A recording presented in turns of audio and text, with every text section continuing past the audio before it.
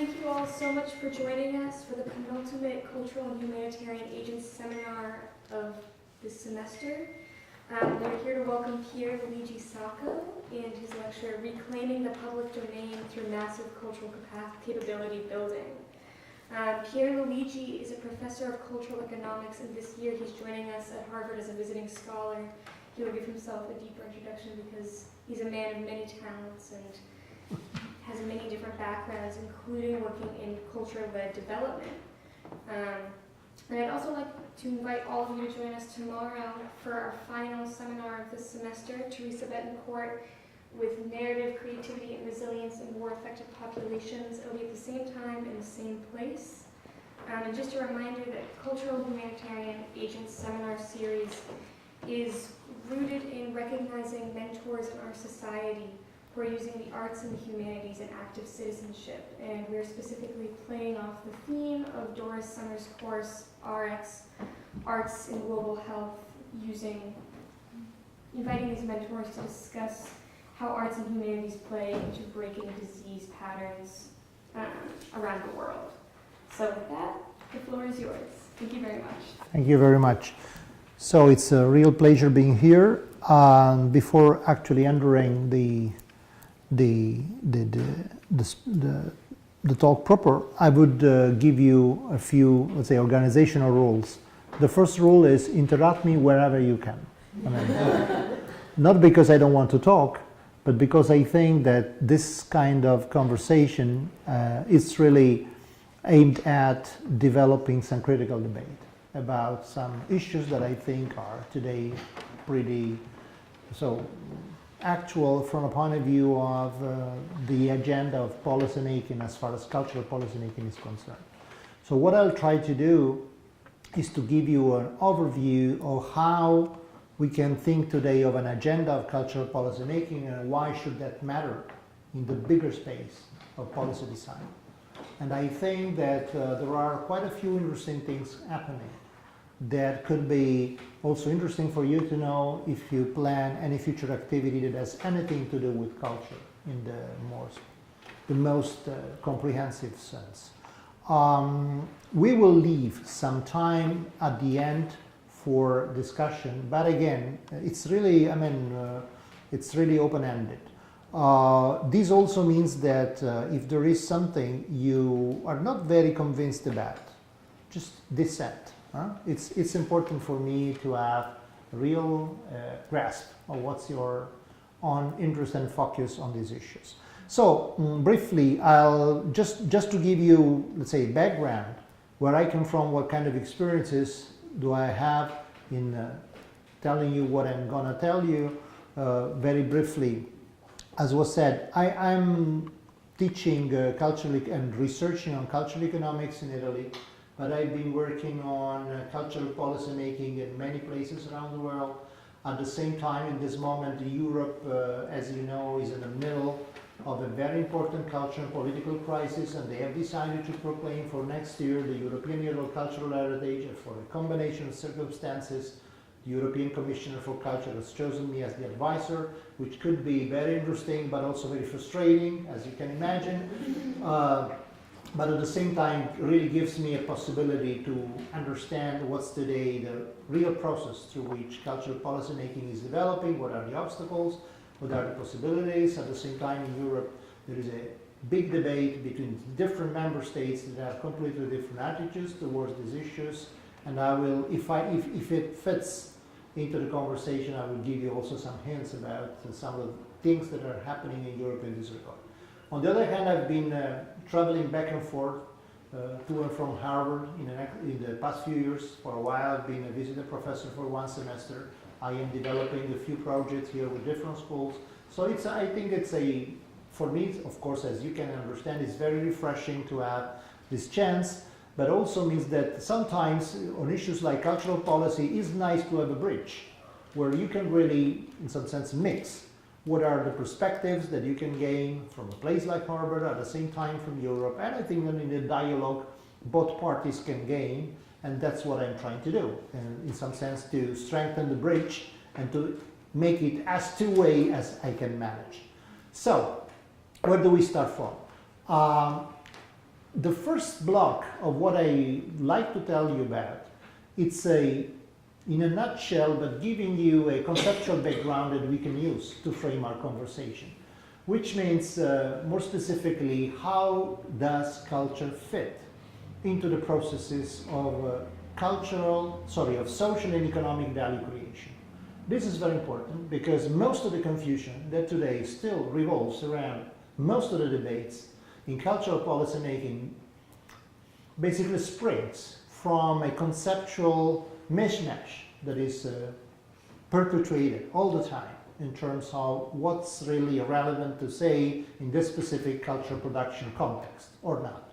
So, briefly put, there are essentially three different regimes for culture to produce social and economic value, and these three different regimes have been developing in different moments in time.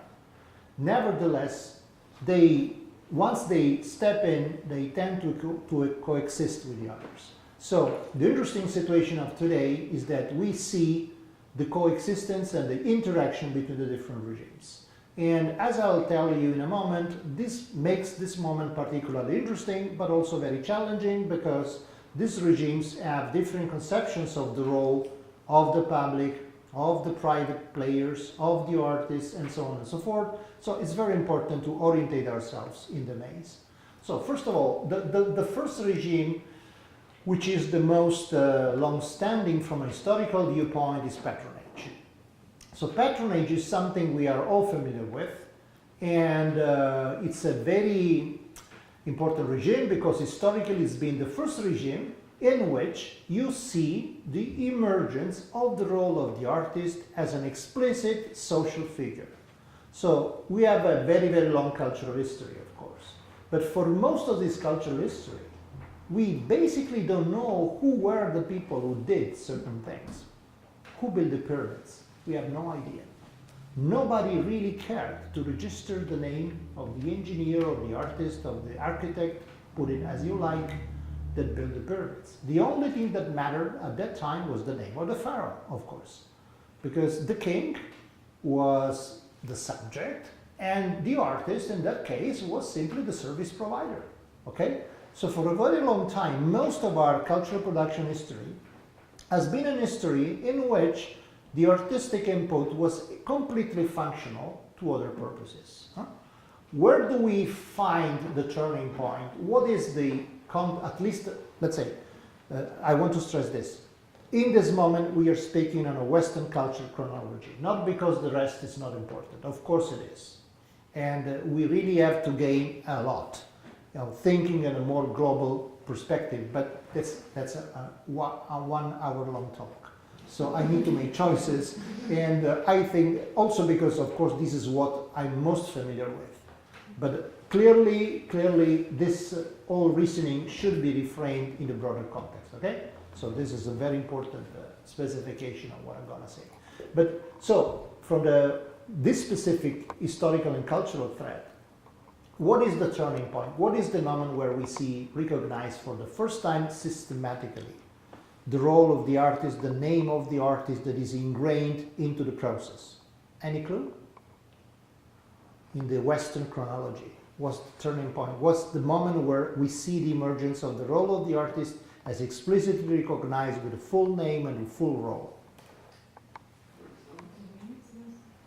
Well, the Renaissance, of course, yes, but we have much more, ancient examples in this regard. Classical Greece. In the classical Greece, of course, but you're right in one sense. If I say by the artist, if I say visual artists, you're right. Because it's true that before the Renaissance, visual artists are very well known. We have lots of names, but they were classified into the realm of, let's say, mechanics. They were, again, not really comparable to the liberal arts as they were meant up to the Middle Age. So the Renaissance had this big revolution, and this is one of the real levers that, of course, unleashes the power we will see of the specific model of patronage that the Renaissance develops.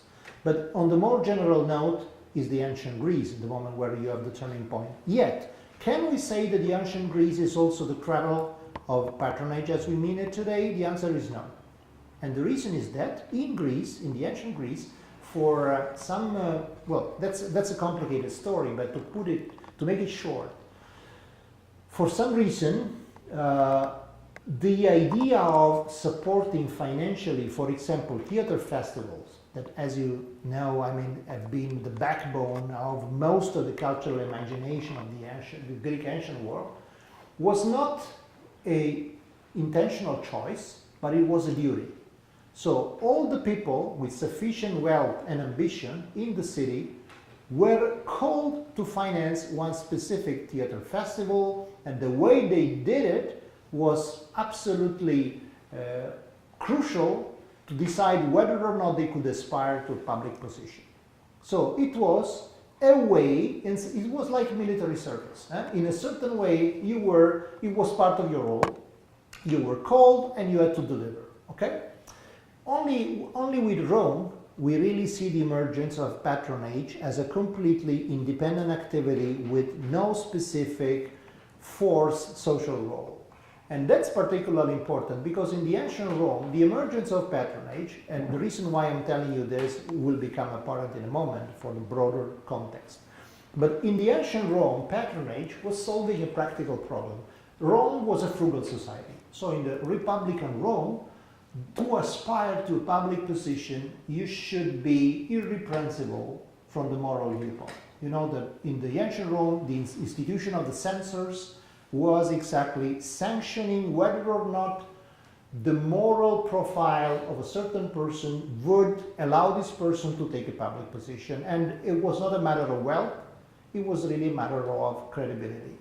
The problem is that when with the advent of the imperial Rome, people were becoming so unavoidably wealthy, the real problem of being frugal and linking frugal to the moral complexion in some sense of the figure of the person, frugality was no longer possible. So the problem was, how can I show that I have moral quality despite I cannot avoid really being wealthy and powerful in this particular regard? And the idea was patronizing the arts. Patronizing the arts became a way to, in some sense, allow yourself to show qualities that were, in some sense, let's say, debunking the social expectations about wealth. Because you are wealthy, you are powerful, you are arrogant, you are doing this for yourself, and then you decide to give up some of your wealth to patronize an artist. So this point, using wealth to overcome the limitations that enable artists in this case to produce culturally, but also to create a possibility for people, you know, to empower themselves with, of course, all the positive consequences of being exposed to cultural and aesthetic experiences, is something that becomes deeply ingrained in the very notion of patronage. So in the notion of patronage, there is the idea that wealth is there to neutralize the relationship between artistic creation and the constraints of the economy. So the artist must live in a golden bubble where money doesn't count. Everything that is financially related corrupts the arts. This is very important to realize because this is really deeply weaved into the very notion of what patronage is from the point of view of its moral constitution. So the patrons are rich, but in some sense they are not touched, they are not spoiled by their wealth. They use their wealth by distancing themselves from it in a way that is implemented by the arts, by the fact that they connect to the arts in a certain way. We cannot even say that they buy, let's say, the services of the artists. They have a sort of mutual exchange of gifts. I give to the artist, and the artist gives to me because we are friends. And this is very important. So the idea is that bringing in any kind of economic transaction in this realm means jeopardizing the very purpose of what we're doing. And what we're doing is to exempt ourselves from the constraints of the economy, of the scarcity, the necessities of living, and using the arts as a sphere in which we can abstract ourselves from this, and we can only focus on human development. Okay? So patronage has different versions. The interesting thing is that in the simplest version, which is the one that prevails in the ancient Rome, really the purpose in the end, yes, there is of course indirectly the pursuit of social influence, because of course in the end I really have the possibility to aspire to certain positions. I build a social credibility by doing this, but mostly the purpose really is, enjoying the possibility of having access to the arts and sharing this with your circle of friends. But these circles of friends are limited.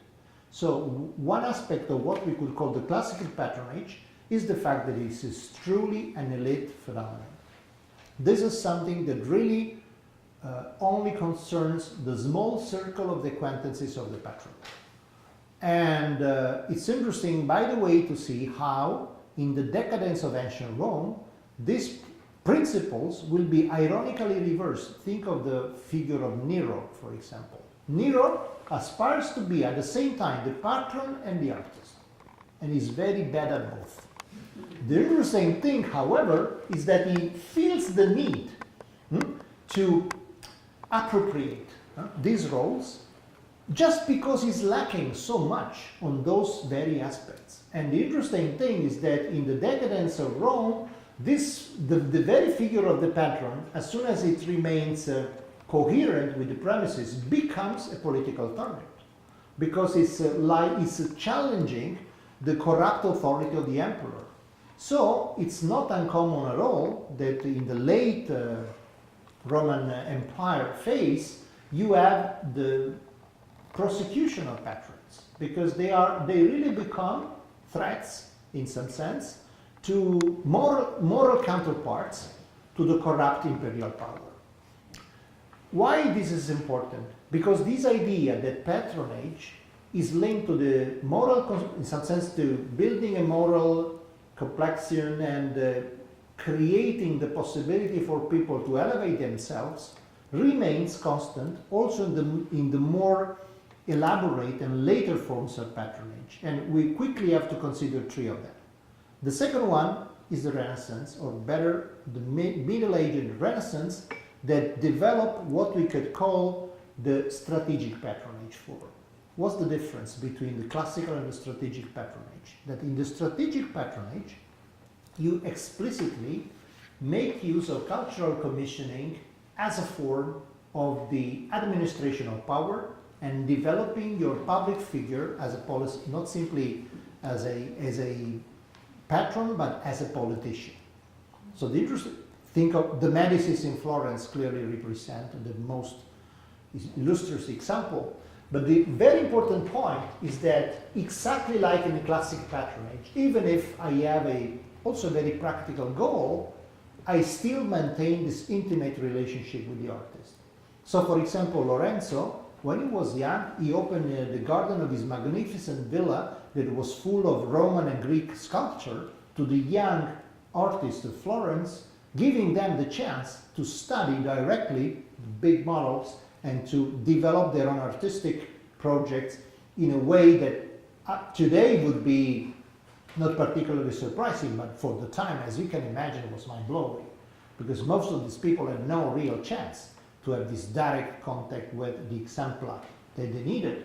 And in some sense, this could even be seen as the first example of an artist in residence program, because they were there. They really had the possibility to work in the garden. But at the same time, this was functional to Lorenzo to learn what was the psychology of the artists. Because the really interesting thing is that in strategic patronage, when you want to use, for example, cultural commissioning for political goals, the level of risk that is linked to this commissioning can be huge, because you're really, in some sense, matching your own political strategy with the success or lack of success of the reception of the work that you're commissioning. A clear example is the Brunelleschi project for the Santamarina del Fiore vault. That was a major problem because, as you probably know, in this competition for influence and impact, the Florentine built this huge church in the very middle of the city, but they were, in some sense, they overshoot it because the problem was that the diameter of the vault was so big that once it was the time to build the vault, they didn't know how to build it without running a substantial risk to having it collapse. So for a while it remained void, raining inside, unusable. So as you can imagine, this was creating a political uproar. What can we do about this? And then you have this strange situation that you make a sort of open call for proposals, and this absolute weirdo guy, Filippo Brunelleschi, a young engineer with very little previous experience, arrives and tells you, okay, I know how to build the vault, and this is the project that I have. That's the clear situation where the fact that you are accustomed to work with artists or not makes the difference, because this could be a real window. And it could have nothing to do with a real sensible way to build the vault, or he could be a genius, as he actually was. But how can you tell? The only way to tell is, of course, to have a deep insight into the psychology of the artist and a daily relationship with them. And this is why they took this enormous amount of risk, and if the vault would not stand, in that case, this would mean probably overturning the political equilibrium of the city.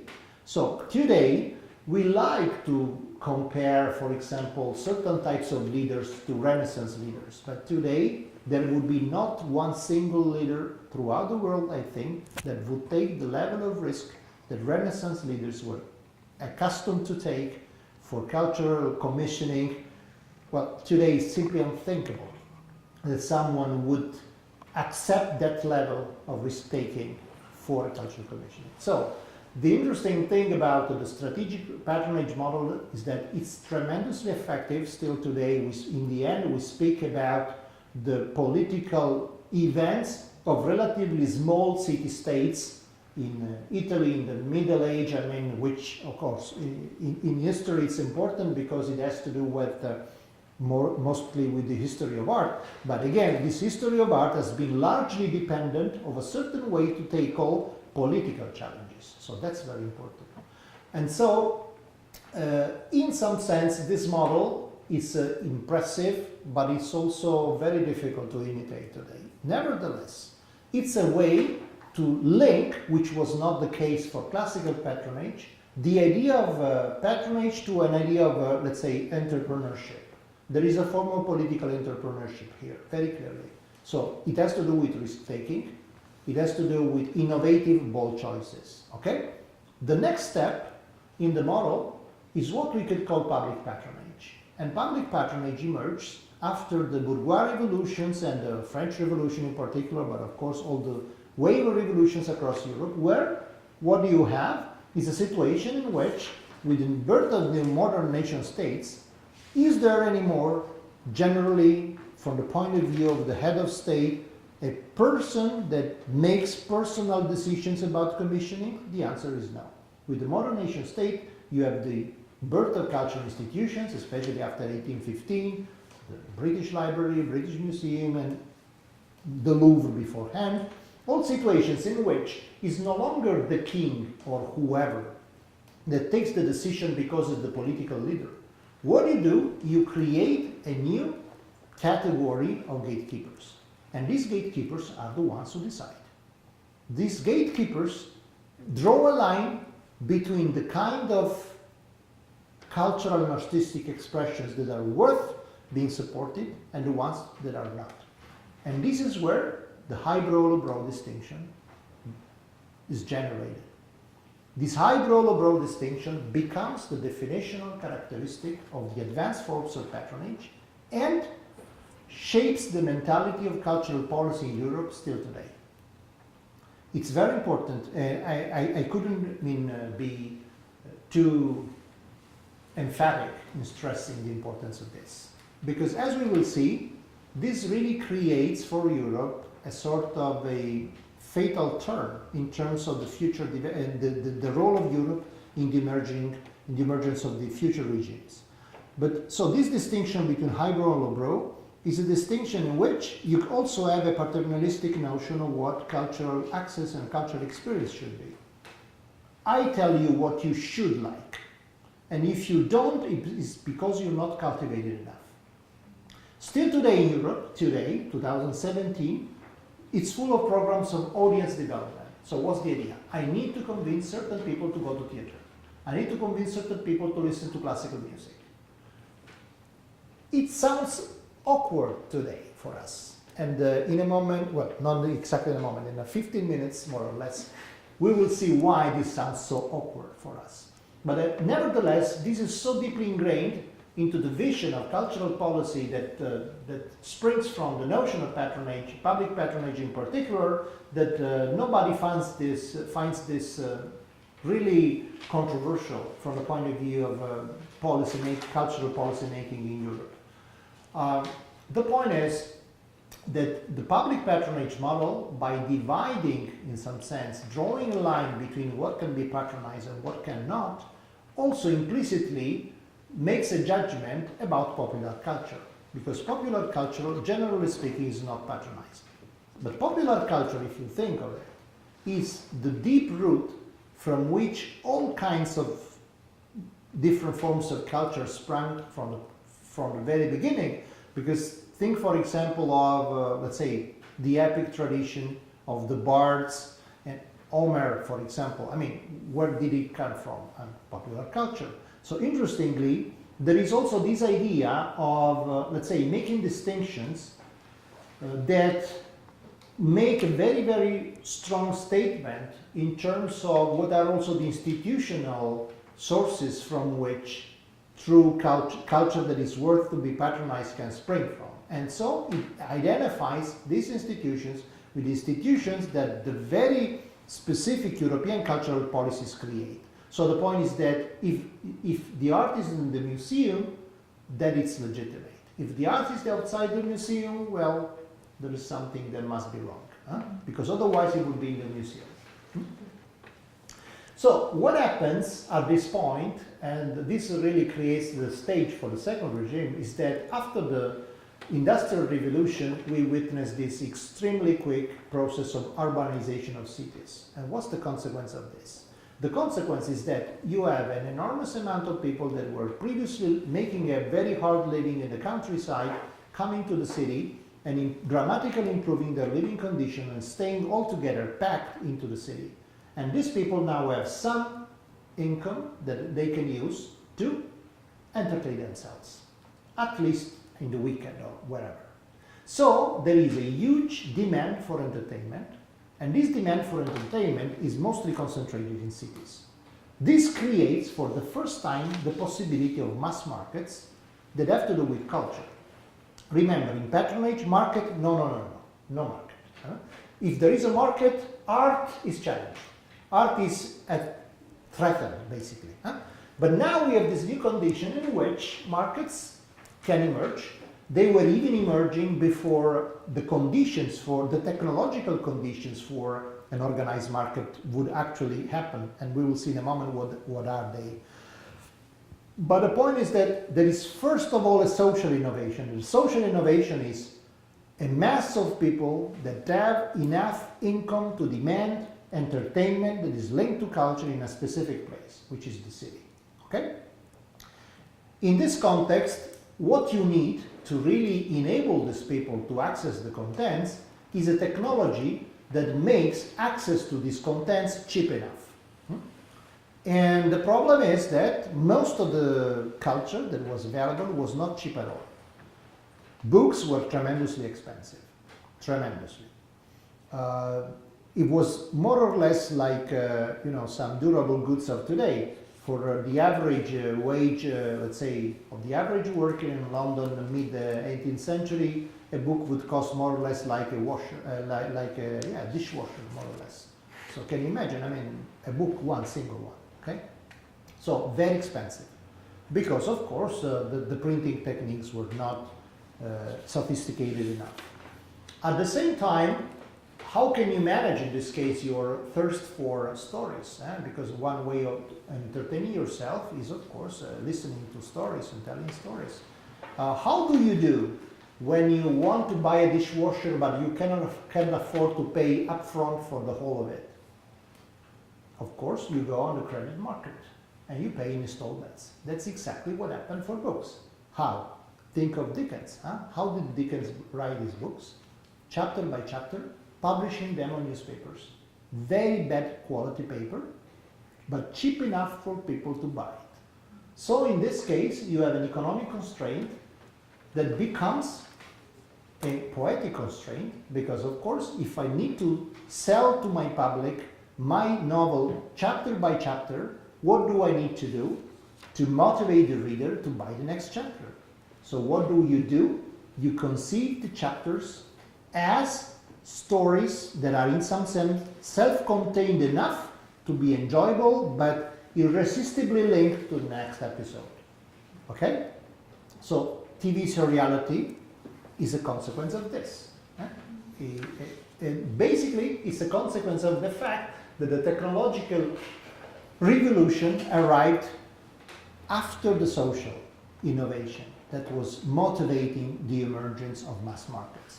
But the problem is that throughout the 19th century, this situation remains, which means that the 19th century is a century where Europe experiments the boom of the industrialization model. But at the same time, culture is not industrialized. So you create in your mind the perception that culture is not really amenable to industrialization, or still it cannot be a major sector for economic growth and well-being. Okay? Even if you do not pay attention to, let's say, the moral presuppositions of the patronage model, even if you want to instrumentalize culture to make money, you're still in a position in which you can't. Okay?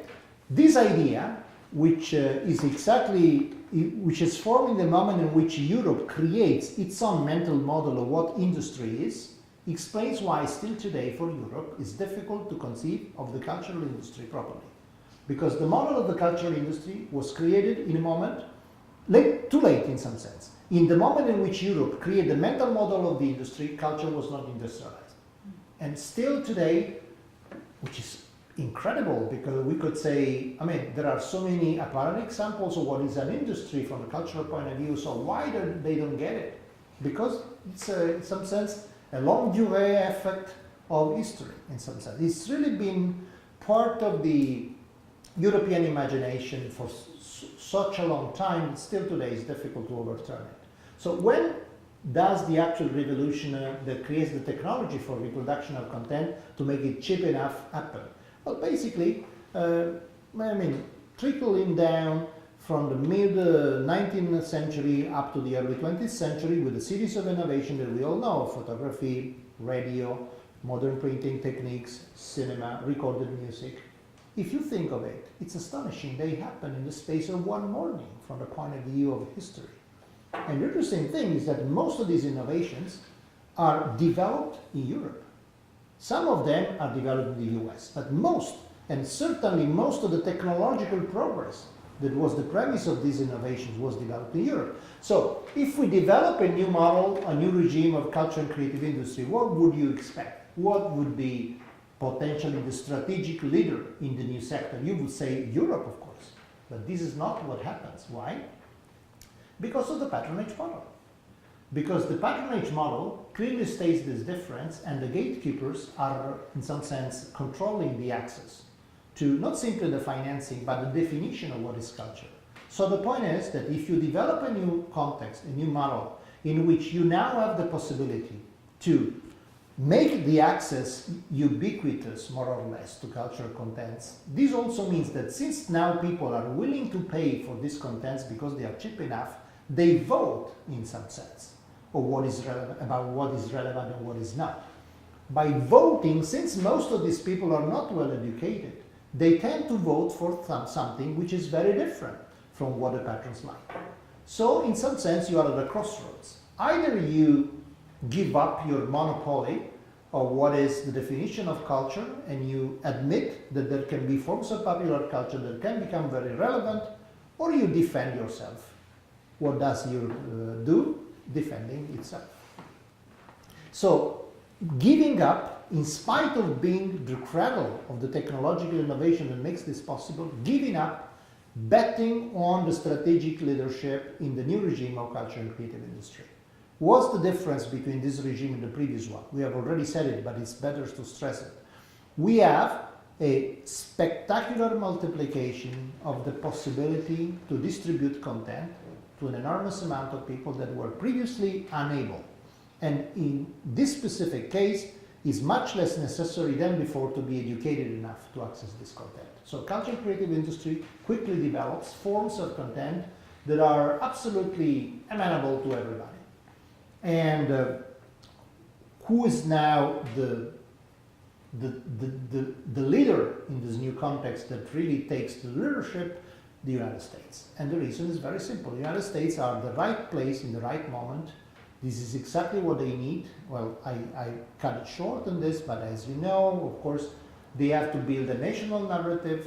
They are in a situation in which, of course, Europe still is intimidating with this tradition of cultural leadership. They are, in some sense, the young, ignorant nation, so they need their own way to categorize a form of narrative which is not necessarily, in this case, competing with Europe. And at the same time, they have no prejudice about developing business models about cultural contents, because the gatekeepers are not so structured in the American society to really block this kind of process. So, the new model develops, and in the new model, you really have an upside-down turn on so many aspects of the previous regime.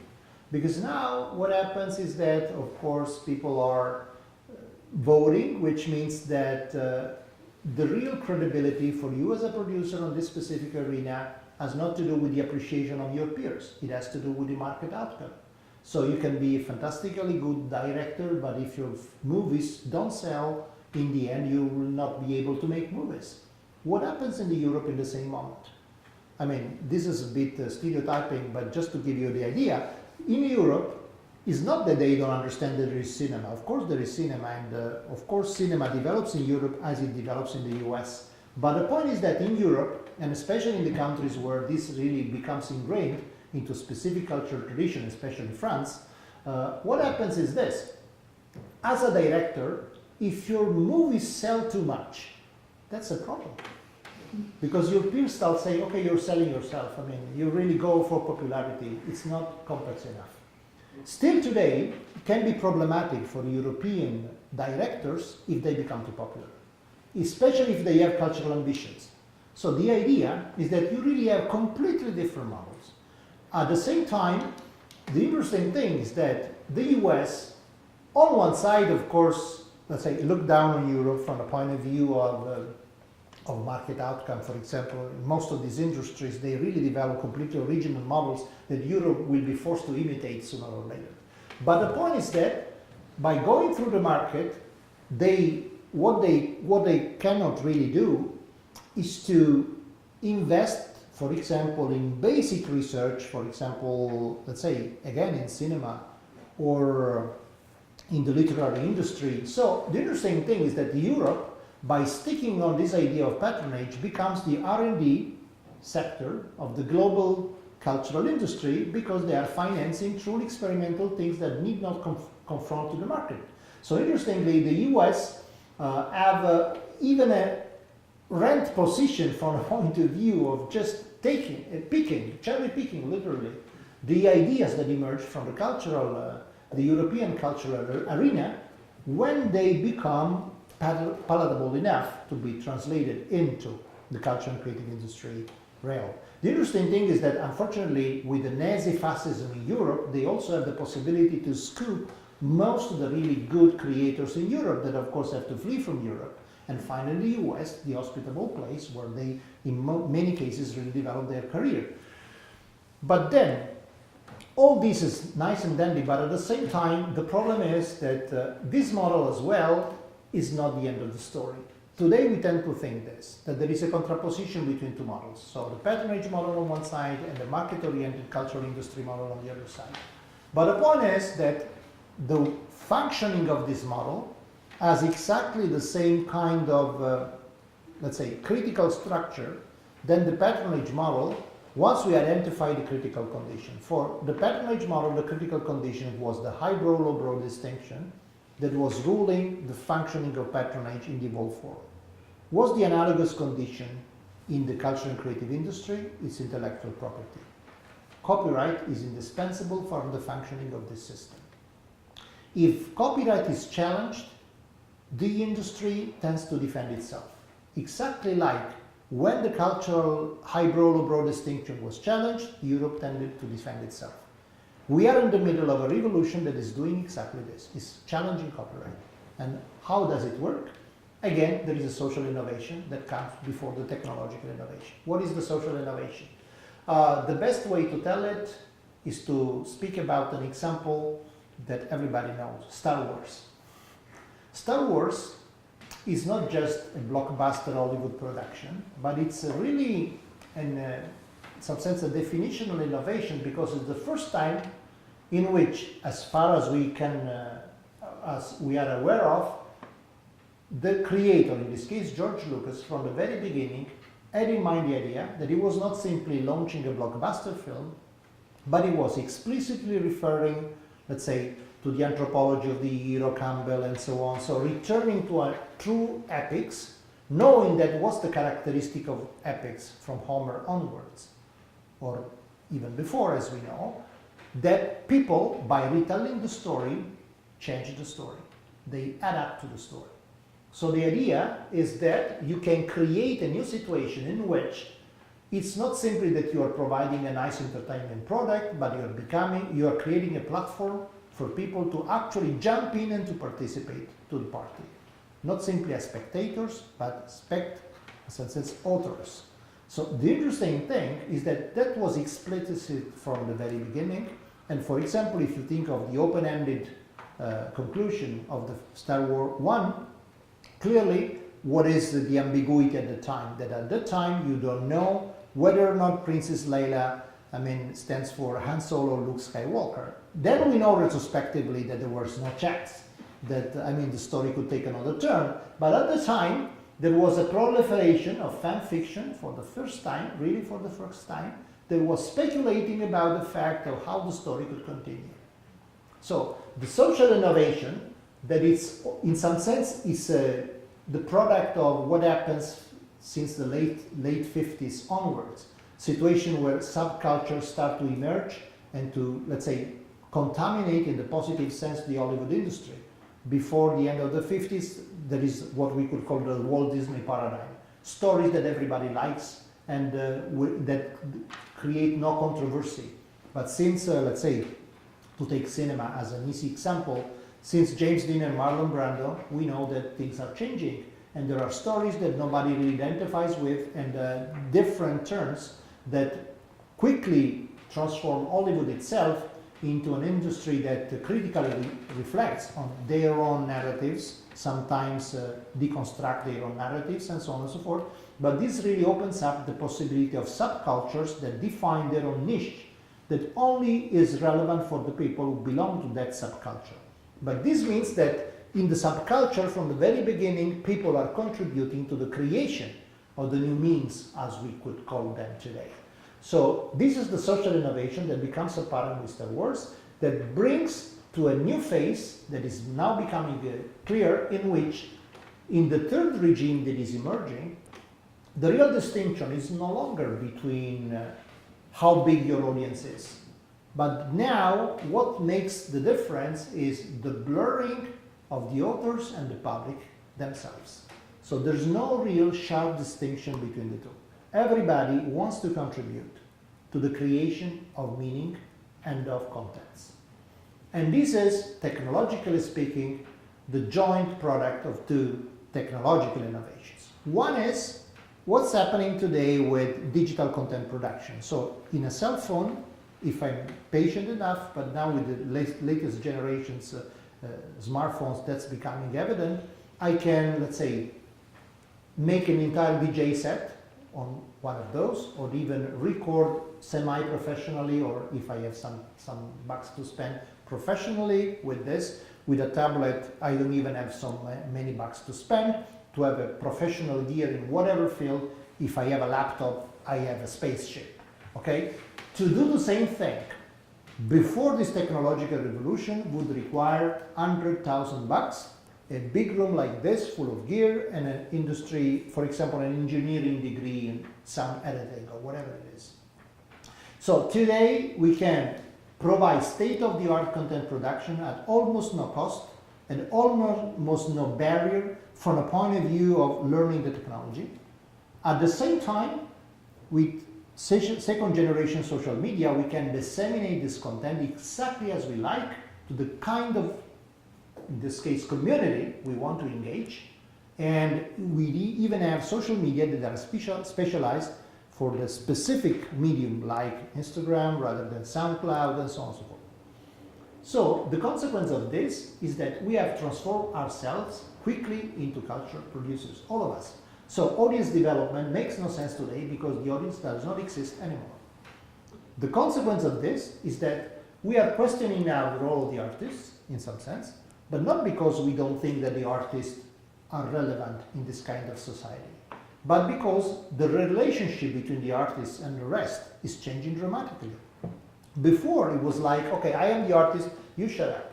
Okay, you clap your hands or not, depends, but that's your role. That's all you have to do. At most, there can be the critic that is entitled to make a learned opinion on this. You clap your hands and that's it. Now, this situation is so openly challenged that the artists that are really able to engage, especially if they want to work in the public space today, they have to deal with this, which means that they have to change their role from soloists to conductors. They really have to engage people to participate in the process of production, and this opens up possibilities dramatically again. So the point is that what are the critical conditions for the development of the three regimes? To be part of the first regime, you have to be invited in some sense. Classical patronage, you have to be an acquaintance of the patron. Then, of course, the circle widens and widens, but in the end, you have to be invited somehow.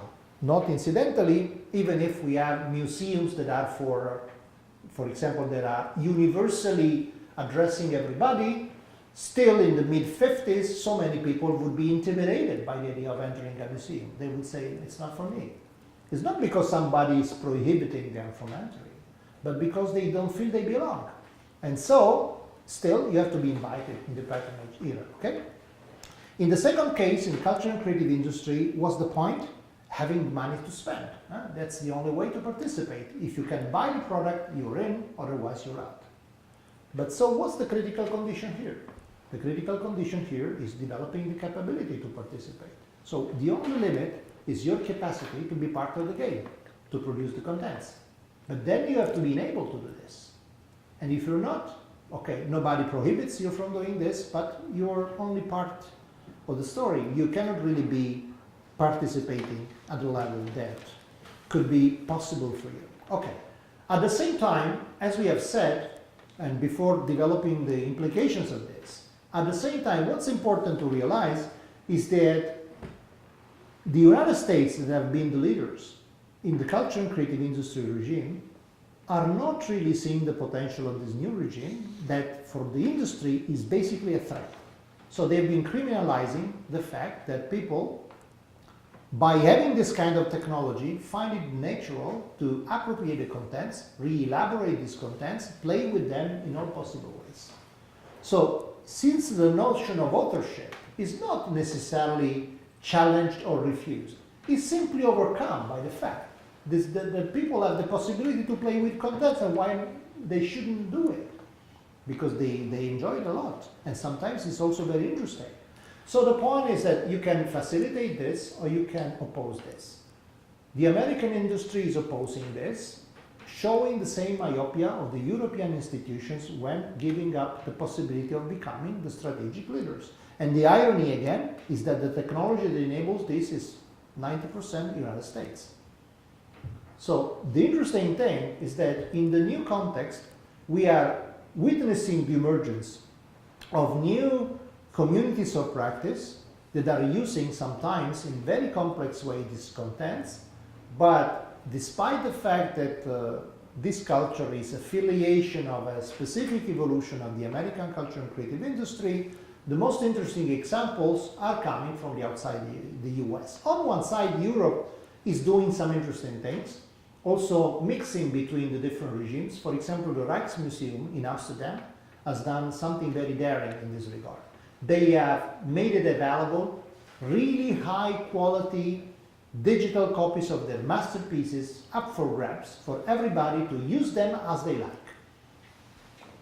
And this is really a revolution because generally the museum, I mean, it's treasuring and you're looking too intensely into the picture, you spoil the picture. Okay. No, but they are doing exactly the opposite. So, and this is just an example because we see so many institutions, but interestingly, not institutions which are on the market, institutions that are still, in some sense, under the patronage sphere, because museums are not an industry. Museums do not sell industrial mass products. They basically, what they sell, if they sell anything, is visits to the museum, so it's not an industry in the technical sense. So the interesting thing is that Europe on one side is inventing new ways of regaining an edge in this new sphere, but most of the really interesting stories are happening in the Far East. So at the moment, the emerging cradle of innovation in this new context is the Far East. And there are quite a few interesting examples in this regard. The one that I am studying most closely at the moment is South Korea. And the reason is very simple. Exactly like the US were the right place for the development of new model at the beginning of the 20th century, South Korea more generally, of course China, just coming next, immediately next, but still having to learn a lot. But South Korea finds itself in the right moment to do this, because what they are doing is to develop, for example, even models of creative industry like television series where copyright is basically waived, in the sense that they do not enforce their copyright in situations where they can disseminate the product to create markets that are viable from the financial point of view, but because of viral reproduction and not because of policing on the reproduction of contents. So that's a long story. I don't want to engage into this, but if anybody is curious, of course, I can provide more details. But the interesting thing about all this stuff is that this comes, for example, in the case of Korea, with an exceptionally high level of digital alphabetization of the population. So what is really important about these models is that they work if people can participate. And for people to participate, you have to enable people to participate, and so it's about capability building. But if you do this, you can really do spectacular things. I just give you a quick example about Korea to explain with a concrete case what I mean.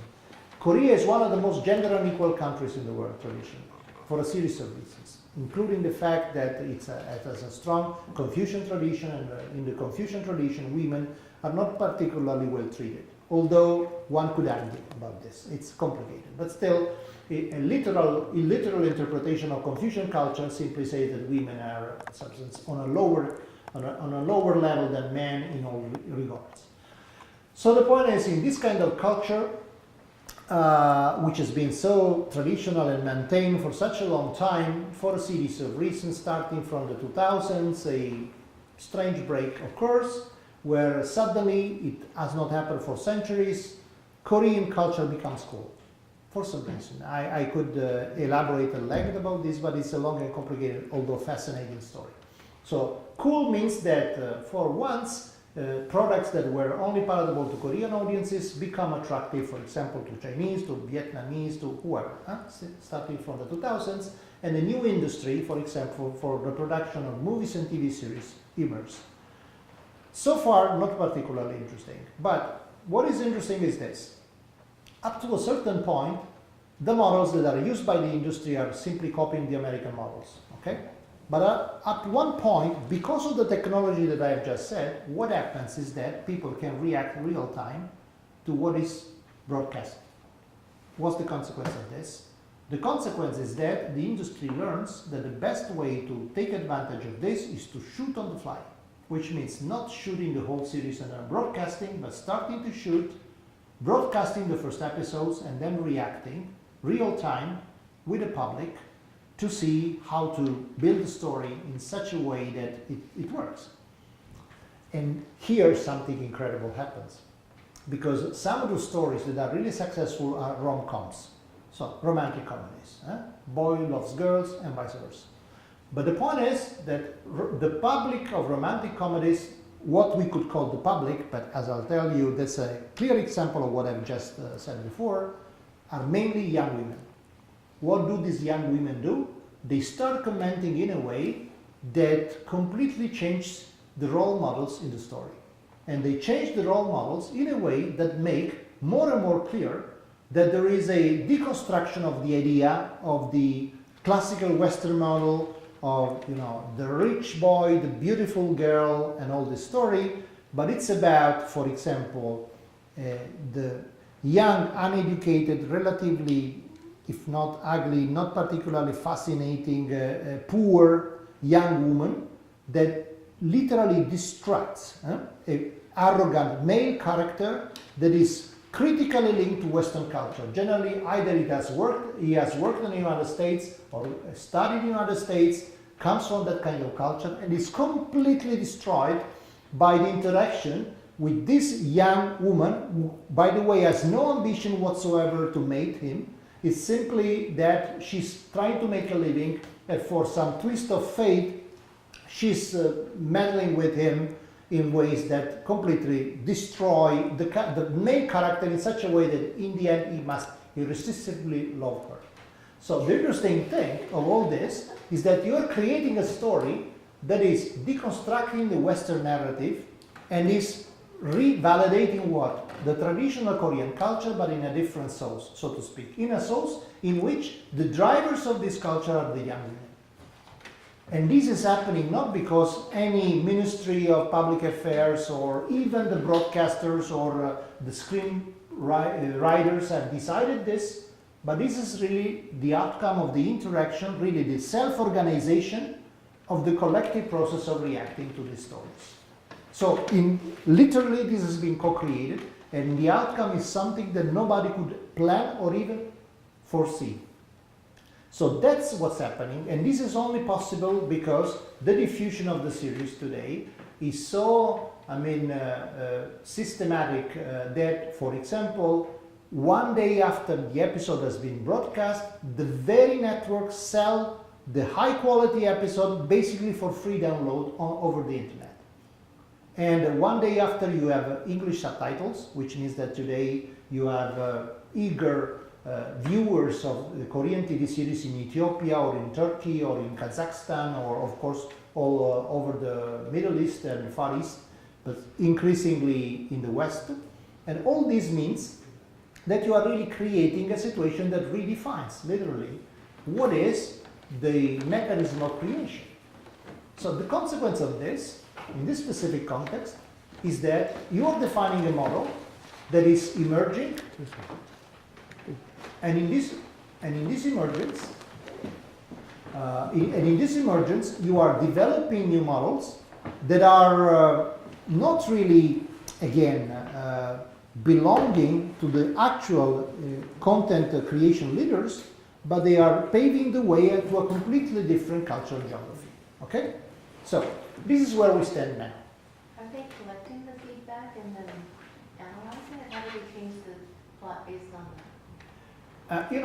That's interesting, because if you ask, for example, Korean market analysts for creative industry about this, they would never tell you the story that I'm telling you. Because the interesting thing is that this still makes sense a lot from industry parameters point of view, because they still make a lot of profit and so on and so forth, and they are not keen to admit that this is really happening. But the interesting thing is that this is so clear to the people who are the constituency, let's say, of these communities. So the interesting thing, and I'm really curious to see what happens, is that when this is publicly realized, when this really becomes the moment, in some sense, the moment of truth, in which this becomes apparent. But just to give you an idea, in the last, for example, series last year, there were even women beating up physically men. So they found excuses to create the character of a strong woman that was really beating the man, and the men were happy about this. So apart from various implications, the interesting thing is that this is really incredible. I mean, if you think of what was the stereotype of this kind of narrative 15 years ago, you wouldn't believe your eyes. But this really means that we are creating a new situation in which the very possibility of collective creation is opening literally paving the way to a conception of creation and more generally cultural policy that has to do with massive capability building. Because people are simply doing this without even caring about what they are doing. So for example, the interesting thing is that basically everybody today, when they travel, they make, let's say, photo narratives or multimedia narratives of their travels. Because their friends expect this. If you don't do it, in some sense, you'll never travel. So the consequence is that we are developing not simply a skill, we are even, in some sense, organizing, staging our own holidays to do this, in some sense. It becomes the constraint to everything. So this can be dysfunctional to some extent, but at the same time, this is helping us to develop skills, to develop an engagement in narratives that was unthinkable up to, let's say, a few years ago. So the point is, how can we use this? How can we leverage this as a possibility to, for example, imagine a new way to tackle issues of, for example, active citizenship? Because what's the point? The point is that when you develop skills for cultural production, you develop skills that migrate in so many different and complex ways into different realms. To make an example, you develop skills that enable you to not to be scared of innovative ideas. For example, because experiencing cultural production also means confronting yourself with the creation of certain types of corpora. So if you, for example, spread your images on your social media, there are other people that are publishing different kinds of images, so you cannot but engage with this, for example. And you cannot but question yourself about what do you post and what the other people post. But this is an experience of diversity, but it's so clear, it's so constitutional that you're not even realizing you're doing this. But what's the consequence? The consequence is that when you face yourself, for example, in your daily life with situations where you experiment something which is very diverse, but you come from this kind of cognitive training, you're not scared at all. It's part of your, it's your bread and butter. You do this all the time. But so the point is, how can I do this in ways in which people feel engaged into a collective endeavor and do not develop their own bubble? Because of course, if people get stuck in their bubble, that's not true. You could even just look at people who do exactly the things that you do. But at the same time, when we realize the consequence of this, imagine, for example, what does this mean for heritage? We have produced in 1 year more images than since the beginning of photography. And it will gonna increase year after year. So we could think about this from the point of view of patronage regime. From the point of view of patronage regime, everybody has his inner critic that looks at the image and says, would I hang this on the wall of a museum or not? And most people will say, no, that's crap, you don't do it. And so it's worthless.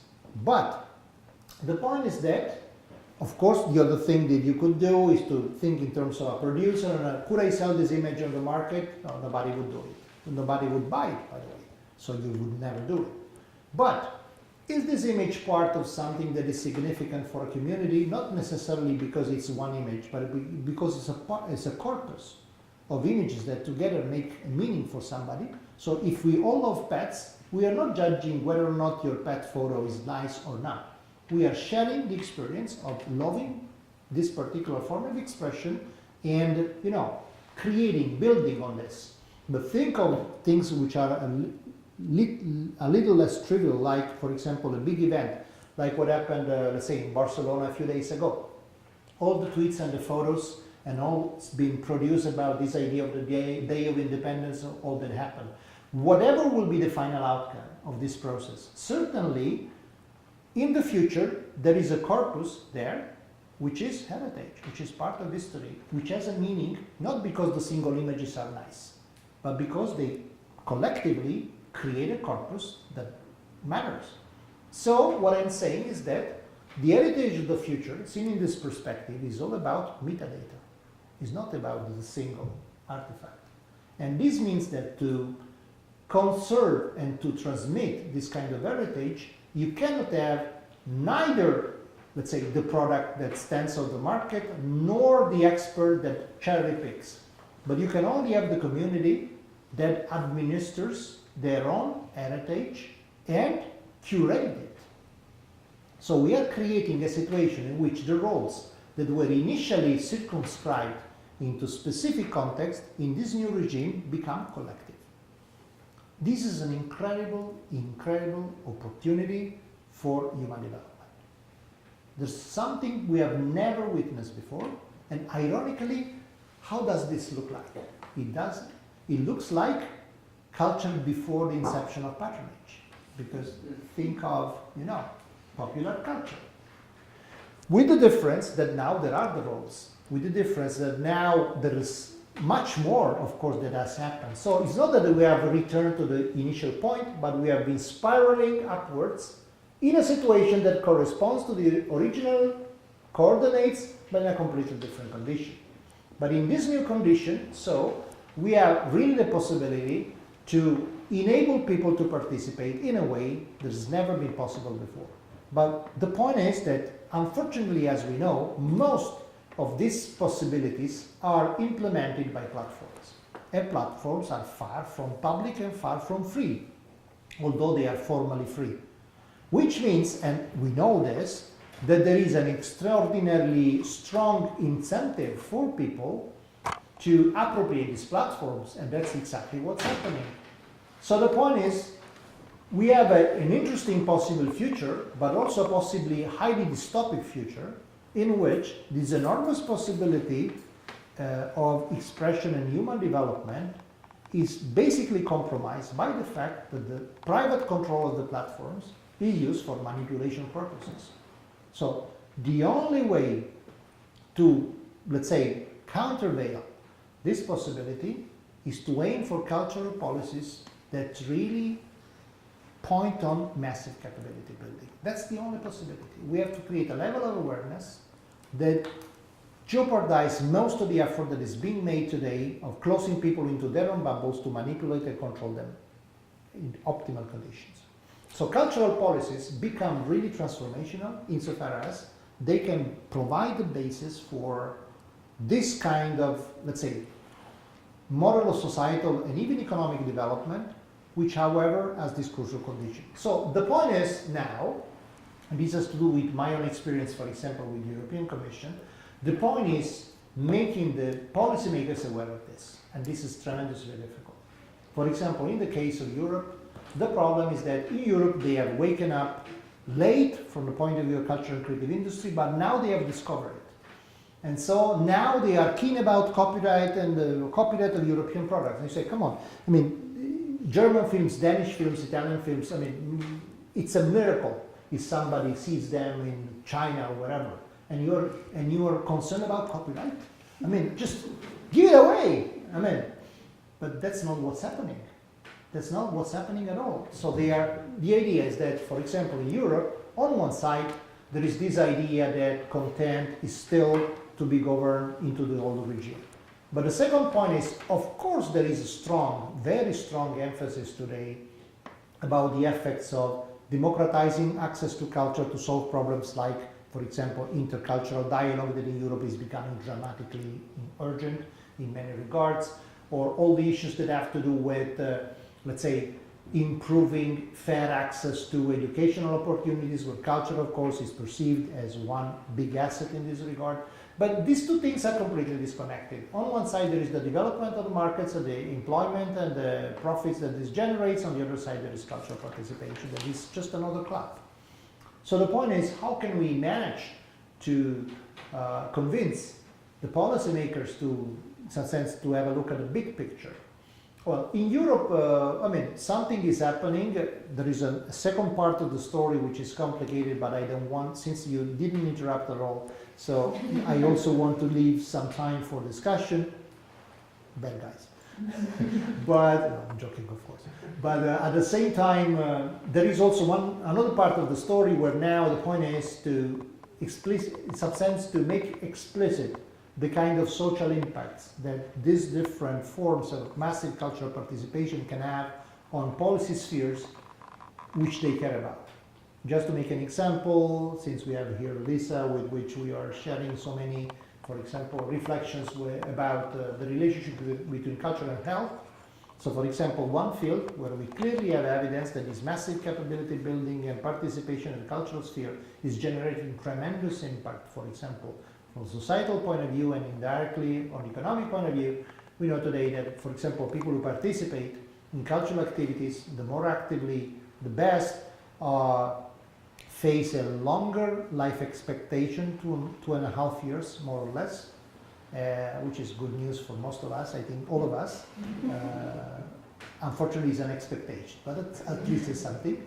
But the second point is that we have a very clear idea of how this relates to quality of life, in particular well-being, subjective well-being. And this means that if we improve the well-being of people, we impact on variables that have a very clear and understandable economic implication, i.e., think, for example, of elderly people and think of how, even in evolved welfare systems today, elderly people are treated. Basically, if you go, from the US point of view, in some sense, Europe could look like a promised land as far as welfare is concerned, since it's, by American standards, it's almost free, and you have this possibility to get cured indefinitely in the hospitals and so on and so forth. But even in this ideal situation, what you have is a situation where you are basically put there in your bed or whatever it is, looking at the television all the time, and you're lucky because twice, let's say every half a day, you have a nurse that asks you whether you need something or not. But this is a miserable way of living, of course, even if it's very sophisticated form of welfare treatment. So what do you do if, for example, understand to what extent you can transform the experience of being treated in an hospital, or more generally, the preventive medicine of active aging, by systematically engaging elderly people with activities that have to do with the deployment of their cultural abilities and developing their capabilities in the cultural sphere. What we can reasonably expect, and we are still building at least one big clinical trial showing this clearly, but we are nearly there, it's that, for example, if you show, and that's an extremely prudent estimate, that you can cut, let's say, by 5% the hospitalization rate of elderly people in an aging continent, this is a huge macroeconomic impact. Amazing. It's even more important than the value added produced by the culture and creative industry altogether. The consequence of this is that you save resources, you improve the life of people, you can use part of these resources to finance those very activities. And there is much more that is left. So, that's the point. What we can do to make this clear for policymakers to embrace the idea is to show that when you go to the specific sphere of impact of this massive capability building and participation, the numbers are such that this makes it worthwhile in terms of a possible policy experimentation. This is where we are in Europe. But in the United States, there is also a very, very important movement, for example, in the cultural health sphere for sure, in some other spheres as well. In others, it's still in its infancy. For example, there is a clear idea that, social cohesion is deeply affected by cultural participation. There are these fantastic experiments like El Sistema that have shown that they are even in critical context. Unlikely things like educating young people in dysfunctional families on playing classical music can really change their life orientation, which is much more important than making a music professional. But still, turning this into a systematic policy for example, marginalized youth or intercultural dialogue is still completely far from the real political agenda. So the real point is bringing this to the agenda in a completely different way, and that's the difficult part. On the other hand, I think that if this kind of perspective gains enough ground, we could be in a position in which the Cinderella of all policies, cultural policy, could really become something which becomes central in policy making in ways that we have never seen before. And that's my personal bet. So the idea is to, for example, to make a case for this with different European governments, with the European Commission, and sometimes it can also be very useful in working on a specific local context, because what we need today are laboratories. So at the country level, of course, the best that you can do is to convince one minister to launch some pilot project, but if you can work, for example, with a city administration or with a region, that's a completely different kind of story. And this is the situation we are in at the moment. So what I would like to tell you basically with this is that there is an exciting new field that has to do with rethinking cultural policy in such a way that it makes an impact, understanding that we are ideally in the best historical conditions ever happened to make this relevant. So if anybody has really an interest in developing this kind of project, that's the moment to do it. And that's it.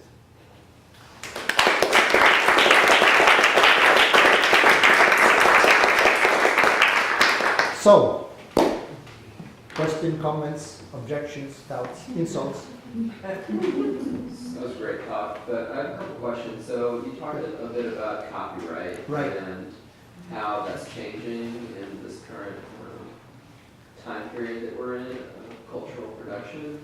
And if you're allowing or kind of getting rid of copyright laws, how can the artists support themselves in order to be an entity that challenges everybody's kind of own sphere or bubble that you talked about? And with everybody being able to produce their own media and get in their spheres, how can you get the mass of people to look elsewhere at things that they should be looking at that maybe one of the patronage forms would have provided a different perspective for them to think about? Which I think we've maybe in some areas in the US and in Europe, people are locking into their spheres and being really isolationists against any other different opinions. That's a wonderful question. And very recently, there's been a uproar in Europe because it leaked that they commissioned a very expensive study, by the way, to a consultancy to see what was the relationship between illegal downloading of music in Europe and buying records. And it turned out that there is no dilemma at all. The people who download the most buy the most records. So they were forced to bury the report because otherwise the European industry would get furious about this. But it's strange because they were giving them precious evidence that, I mean, the kind of problem was completely different. So the real problem was inviting people to listen to more music. And by the way, now, of course, with Netflix on one side, on Spotify on the other side, we are also seeing the new models in which people don't even have the need to download because it's all there. And in this case, it's much more, I mean, unless you are somebody who's hoarding these digital files for some reason, for most people, I mean, all they need is to have this kind of service, and they're happy to pay a few bucks to have music wherever they want, whatever they want. So the real problem is that there is no real dilemma in this regard because the attitudes of people are changing.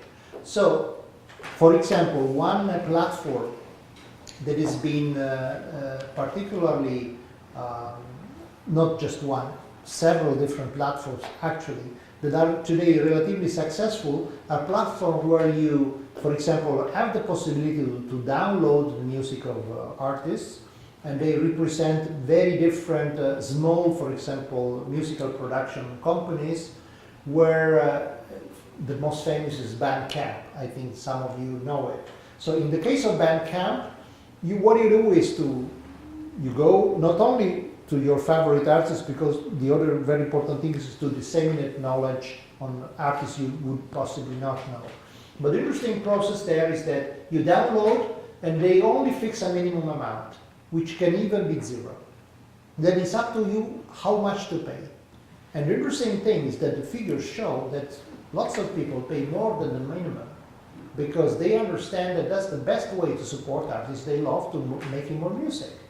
So the point is that the more you get engaged in a community of practice, the more you get motivated to contribute, to create something you identify with.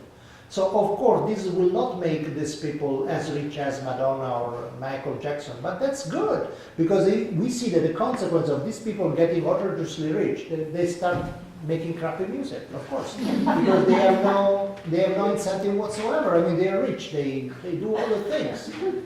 Like Bono, they evade taxes and become real estate developers.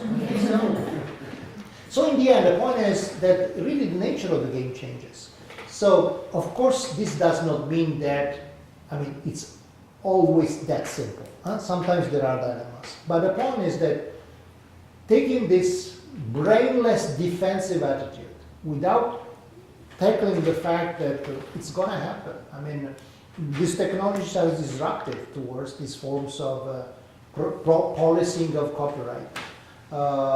And you have to admit it. And probably it's wise to just go along with the current and try to understand how you can adapt yourself to the new context rather than trying to block it from happening, knowing already that it's going to happen anyway.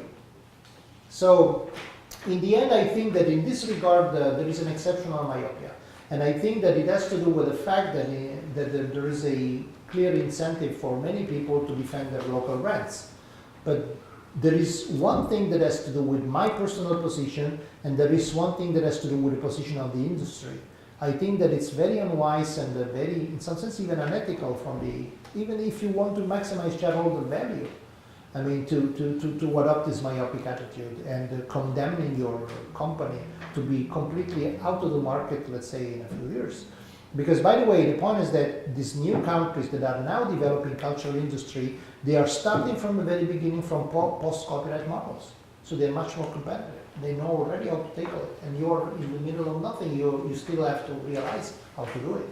And especially they are building new constituencies in markets, because still there are markets, which are very, very dubious about the cultural compatibility, for example, of their own culture with the Western products.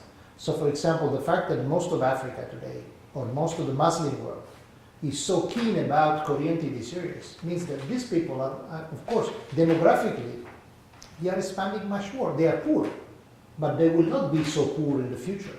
So also from the point of view of the global market strategy, I mean, it's completely myopic if you don't understand these aspects. So in the end, I mean, but I've tried to establish a conversation with some, even at the European level where the stakes are much lower than the US. They don't want to hear it. They get really irritated. So, okay, go on. I mean, what can I say? About South Korea, I'd like to ask you, who's responsible, who's creating this digital literacy that you were talking about? And this is connected to another point that I wanted to make. So I work for a little bit with a non-profit in New York that offers free courses to elderly people for digital literacy. So technology is the means, and the goal is for them to be able to connect with their family, to ultimately to be like also more active citizens.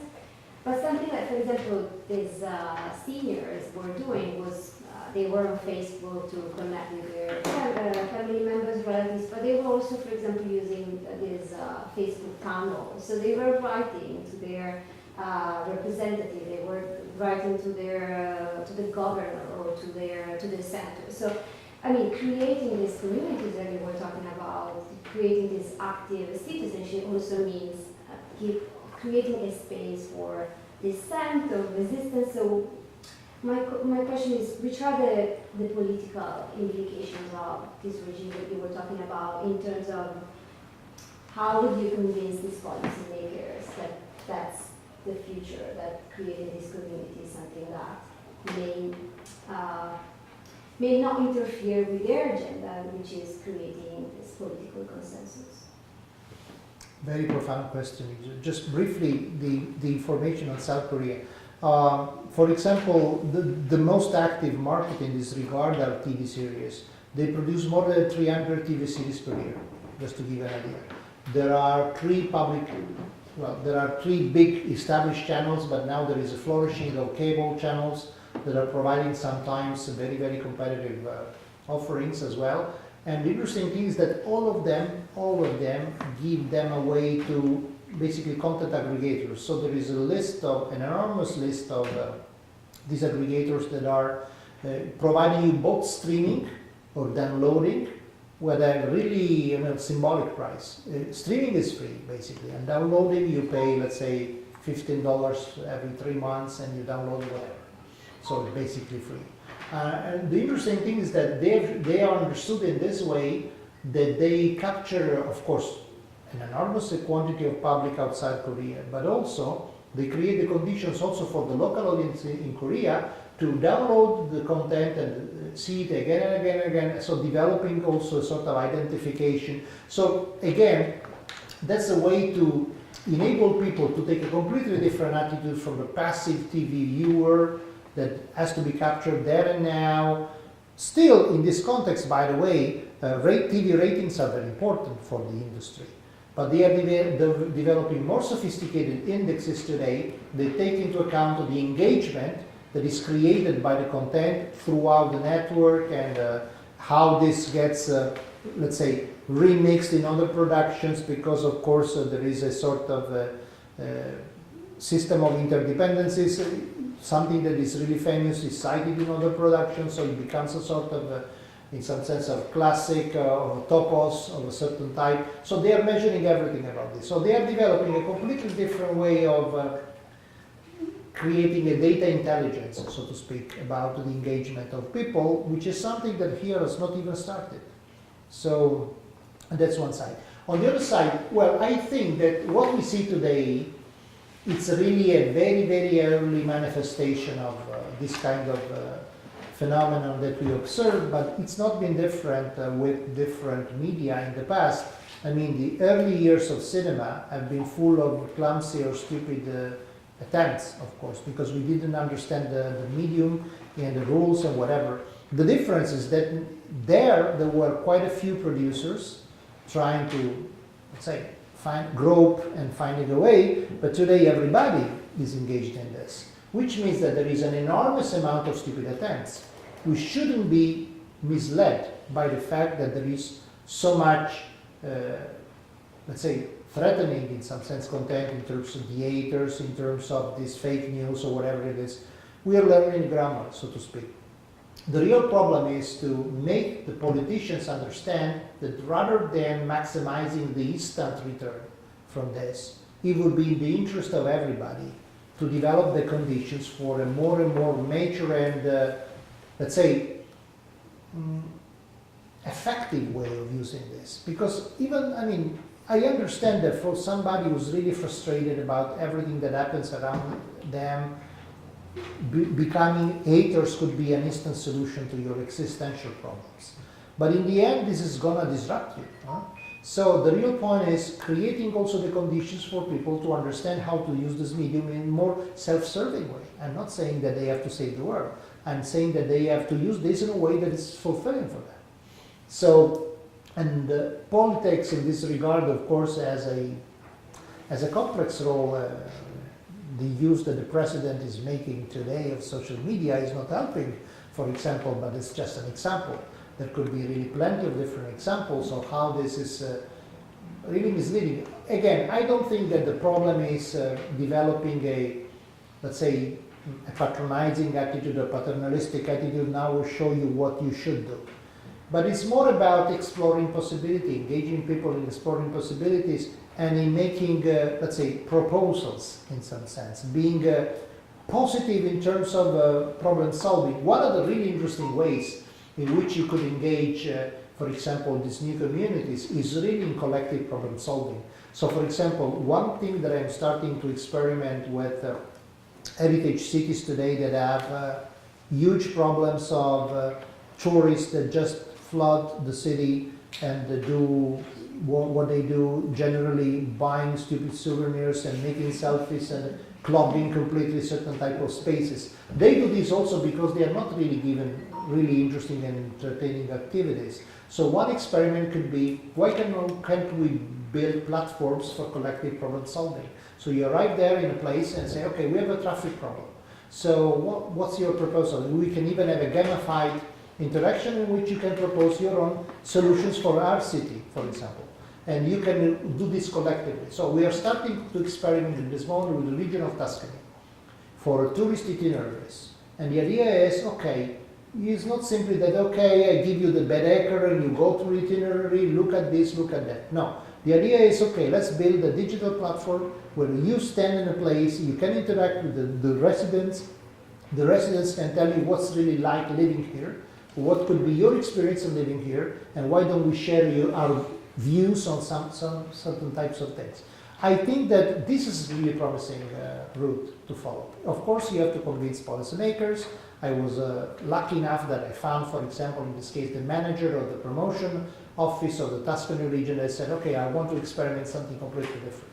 But just to make an example of something that is already happening in Italy, at the museum, the National Archaeological Museum, they decided to create a new video game to introduce young audiences to the museum. The video game is a simple, non-competitive video game. It's a discovery video game that was really designed to create a narrative that could, in some sense, integrate into the experience of the museum, because to unlock some of the contents, you have to check in into the museum. Well, it was very cheap production, but it totaled 1 million downloads in 3 months. And it's brought an incredible amount of millennials into the museum they would never think of going into. National Archaeological Museum. And it's becoming a global sensation in some sense. So you can really use these tools in a different way, but you have to learn the grammar. You have to, in this case again, a director of an archaeological museum accepting the idea that he would basically promote the museum through a video game. Can you imagine? I mean, sometimes it could be a difficult conversation with some of these directors. But that was not the case. And so that's the point. And more generally, especially by using the behavioral incentives that have to do with gamification, that's part of our nature. Huh? If we are part of a game, if we play, we do lots of things, and this really unleashes some of our capabilities in very, very ingenious ways. If we create let's say, ludic context in which people can participate and enjoy themselves by using these incentives, you can do incredible things. So I think that one of the future, today, for example, we have this very nice situation where Richard Thaler received the Nobel Prize in Economics for the nudging notion, this idea that you can create a very, what is called today a sort of crypto-paternalistic attitude of creating a little suggestion to do certain things in certain ways. But if you can create a situation in which you gamify certain context and you do it in an open-ended way so that the rules can also interact with the players as it normally happens in gaming communities today, it's not paternalistic at all. It really involves people in a certain way, and it can really become a powerful instrument for future public policy. So I think that it's, at least in certain contexts, experimenting with gaming design strategies could really be really interesting.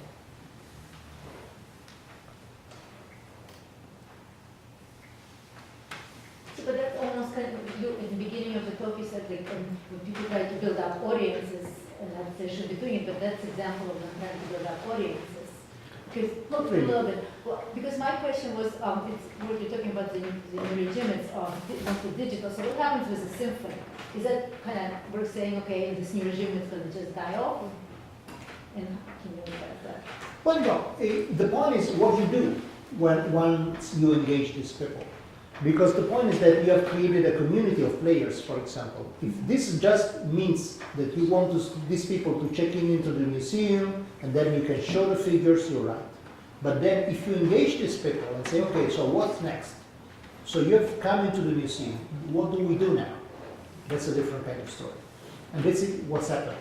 So the interesting thing is exactly this, creating the condition for engaging people, but not engaging in the traditional audience sense, engaging but building a commitment toward that institution. That's now also my institution. What can I do here now? So that's the point.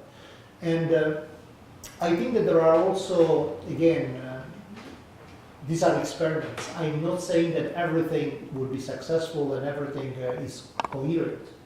Sometimes, of course, there could be also examples that are, say, grappling with what's really possible in certain contexts. What I see is a clear momentum towards, and this brings us back to what I hinted at the beginning, there is a clear momentum that if this is not happening, in some sense we feel awkward. So if we are not given a possibility to appropriate this experience to some extent and to give a contribution, we don't really think it's been fulfilling completely. So this new sensitivity is something we have to cope with, but not simply in the sense that we have to accept it, but because it's a fantastic opportunity. And this means, for example, that artists today are challenged to really rethink some of their practices to take on this opportunity. I'm not saying that every artist should do this. You can do fantastic studio art or whatever it is in the traditional way that's perfectly legitimate and desirable. But there are also new possibilities, and I think that the new generations will increasingly accept this as a datum in some sense, and that's interesting. But again, are today, for example, art schools, universities, really facing artists with these prospects, or are they still presenting the model of the artist as an isolated creative personality that has shown his or her character to make a success? Well, that's more complicated. The geography is very mixed in this regard, because the generation of the teachers is a different generation that is still socializing to the old world, and sometimes what they do is they look down on this new content and say, oh, it's amateur.com. It's the new situation in which everybody now can do this and it's horrible. But again, I think it's like copyright. I mean, accept the fact that the things are going this way and try to make the most out of it, because there's much to be done. Going along that line, so we've been talking about larger communities and countries, but if we come back down to academia, for example, and thinking about interdisciplinarity between training in the art form, which you still need, you need the excellence of the art form in music and art, but what are examples or ideas of how we can take that over to the physics department, or take that over to and really sort of make real bridges, rather than just like, oh, that's an interesting example. That's the contradiction that we face, is that there is a clear negative incentive to go for interdisciplinary research. Because, and I mean, for example, it's a real dilemma from a, let's say, PhD supervisor point of view. Because what most people tell you is that, okay, that's fine, and nice interdisciplinary research, but nobody will hire you. Or you will never publish in the top journals in the field that is needed for you to get a tenure. And that's the problem. So I don't think that I don't think that it's in some sense things are changing. But unfortunately, for example, in the fields that have to do with let's say formal requirements, like for example the academia, this is a more serious problem and it's happening more slowly. So my personal challenge is exactly this. What I'm personally trying to do, but it's easy now because I have a tenure, but what I'm trying to do is really to debunk any kind of expectation people can have on the next paper that I will write. Because in the end, that's what's interesting, because they think that there is and sometimes, I mean, I really respect some colleagues, but you really know already what they will write next, and probably also what the results will be. Which is, again, it's fine scientifically, but still a little sad. So the point is, how can we make this, in some sense, acceptable? I think that the only way is to demonstrate the potential of work in this way by, in some sense, taking the same challenges they take from the monodisciplinary viewpoint and showing that you can do much more. It's a big risk, certainly. And of course, if you if your students would be artists or scientists, it doesn't make a difference. you still have to hedge them and against the risk of being existentially wrecked by this, of course. That's the point. We have to Because create- isn't this going to be a barrier for trying to move politics as Yeah. well? You know, if Absolutely. you haven't been able to change the next generation of leadership and knowledge content, Absolutely. then how are we going to prove that to the politicians? I think that for example, from the university point of view, I think that the universities realize first, and we were talking earlier today, for example, about what Arizona State University is doing by relabeling completely the departments in ways that are constitutionally interdisciplinary. That's a spectacular thing. I think it's one of the smartest things I've seen at the university policy level, because that's exactly what we need. Also because I think that also you realize by your own experience that most of the exciting things happen at the boundaries between things today, not within the core. Because in the core, you need to behave. You need to abide by the rules and to politely provide exactly what they expect you to do, and that will work. But still, is this what we are being studying for all our life? I don't know. Maybe not. I want to just join this train of thinking and mention another conversation that we had and that we've been having in cultural agents related to this challenge. And that is to imagine a format of an essay that people outside of arts and humanities can appreciate as important. So one proposal that we came up with is to write cases for culture. Casos de cultura. Cases for culture, which would look like a business case. In fact, the business school has a great case on Miles Davis. Right? So if we can write a case for culture, it would include some interesting social challenge, an arts intervention, a way to measure it, and then a proposed intervention that might have something to do with it. I love the case that Raquel Galindo told us about. She was thinking about poor kids in a neighborhood in Madrid that weren't going to school or whatever, and the intervention turned out to be to get dentists for these kids because they weren't eating well and they were embarrassed to be in public. So who would have thought that this challenge about dropouts would bring us to engaging with dentists? But there's an interesting link where we can be both creative, responsible by measuring, and then even more creative by getting other colleagues to work with it. So we haven't done cases for culture yet, but I wanted to take an opportunity to invite more people to think about how we can develop a genre. And that's fundamental. I think that one of the aspects that makes it so difficult for cultural policies and more generally for cultural experiences to inspire more systematic attempts is the fact that we have been mentally hostile to any form of impact assessment, also because the traditional way of doing it, economic impact assessment, is really counterproductive.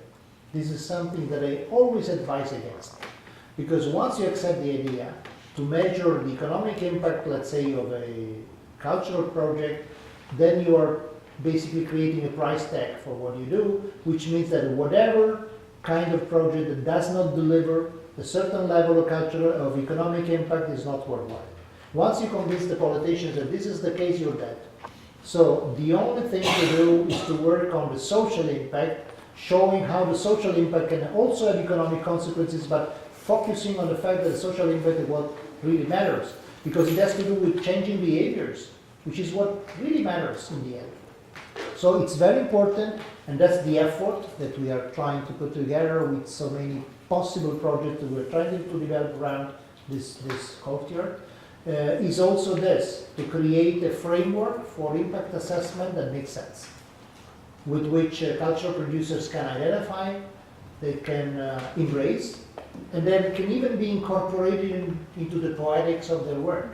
Because there's nothing wrong in really, for example, if I understand that a certain type of experience make people more open to considering the other as a person, why should I not incorporate this? If I can phrase this in a clear language that a psychologist can validate and say, yes, that's exactly what happens. So what's the shortcoming of this? That's perfect, I think.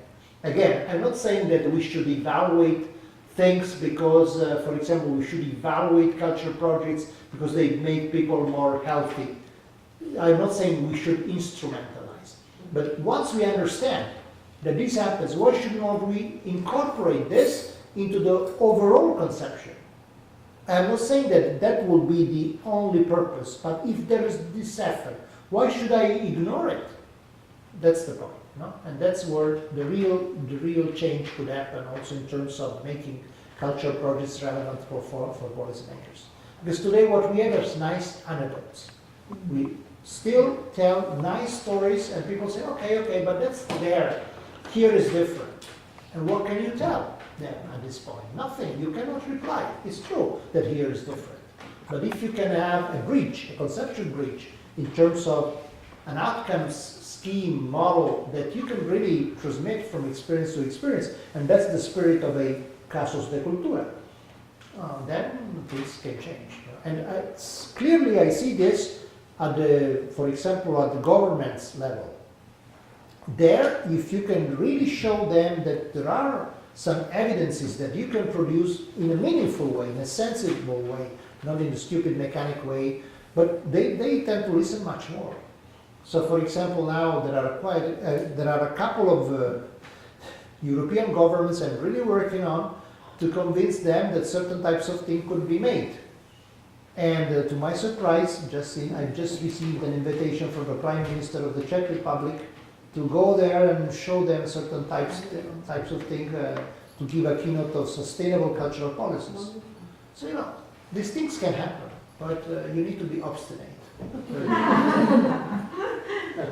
Francesco.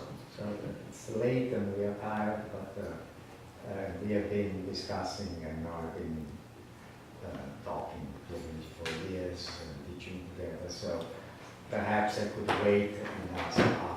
No. So I have one problem. Right. And so I'm not sure if you have an immediate answer, but still I will. Let's see. Which is, if we put together the main issues that we tackle in this talk, and for example, you spoke about importance, the effect on health of, for example, classical music.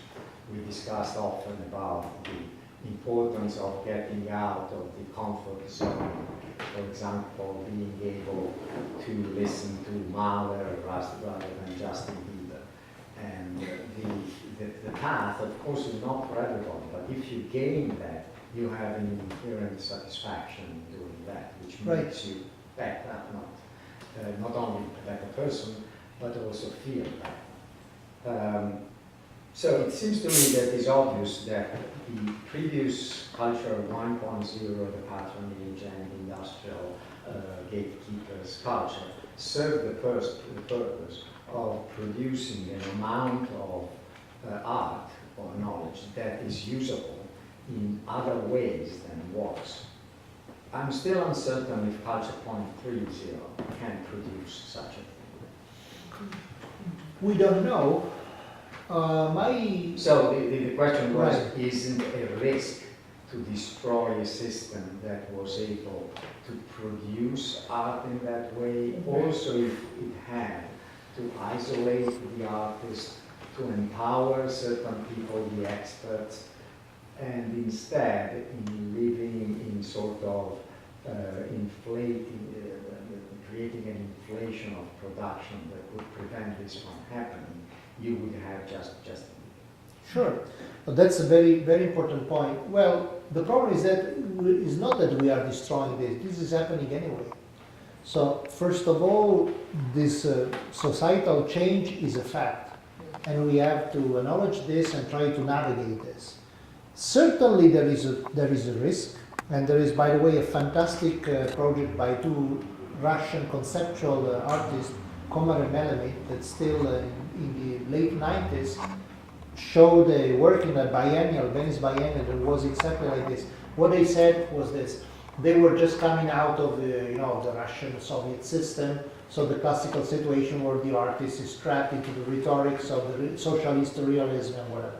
So ironically, they said, okay, now we belong to the free world, and in the free world, people choose. So if people have to choose, why don't we paint exactly what people want to be asked to paint?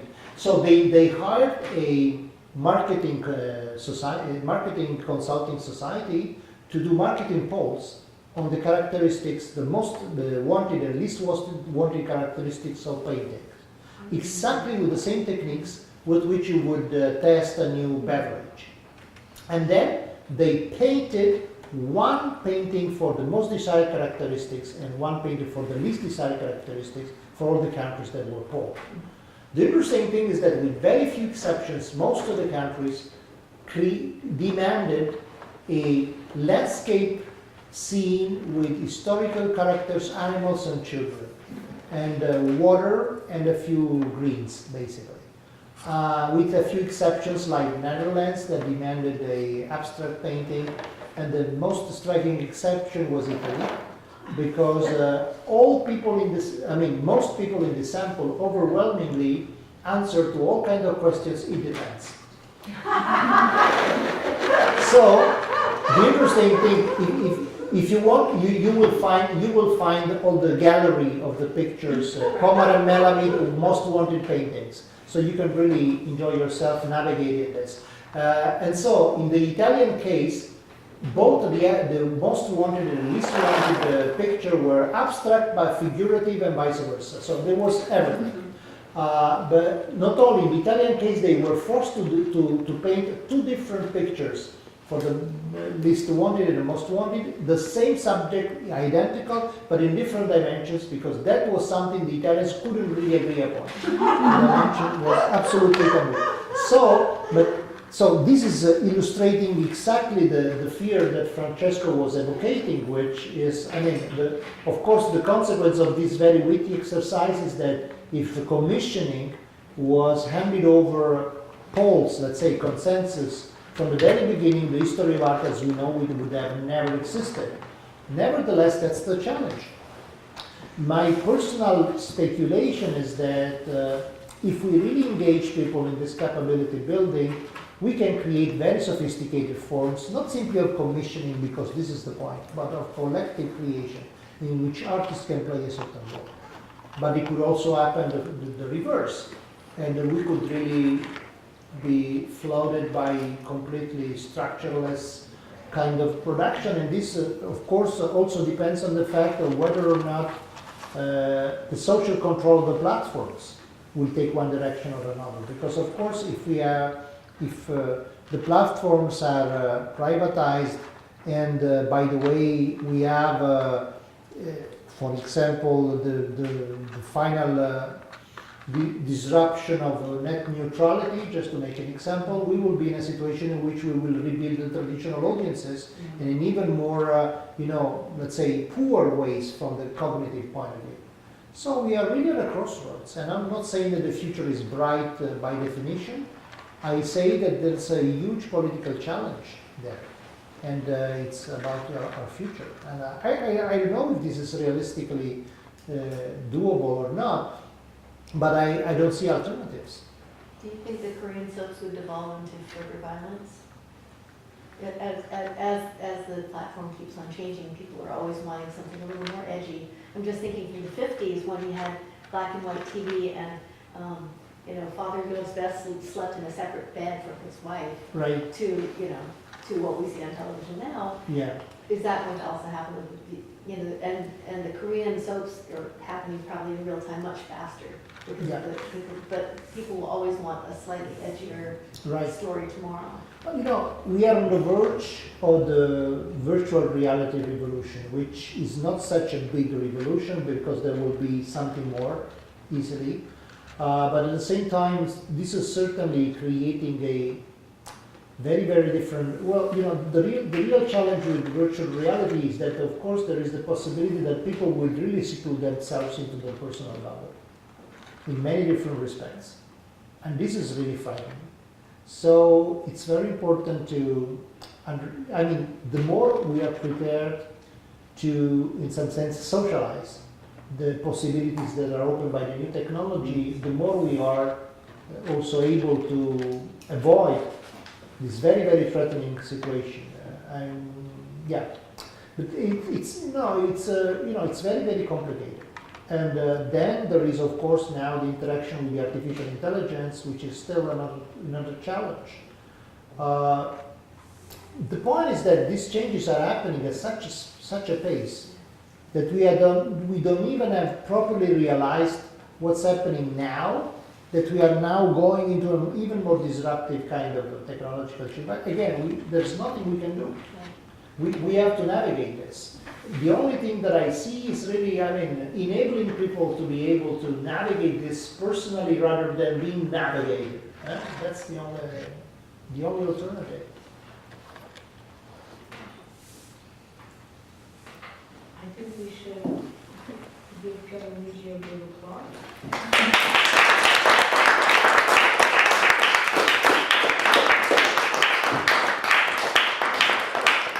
It's always such a pleasure to be here. It's also for me it's fantastic. Most of what I've been working on in the last few years has basically been conceived here in the interaction with this fantastic community. So thanks so much.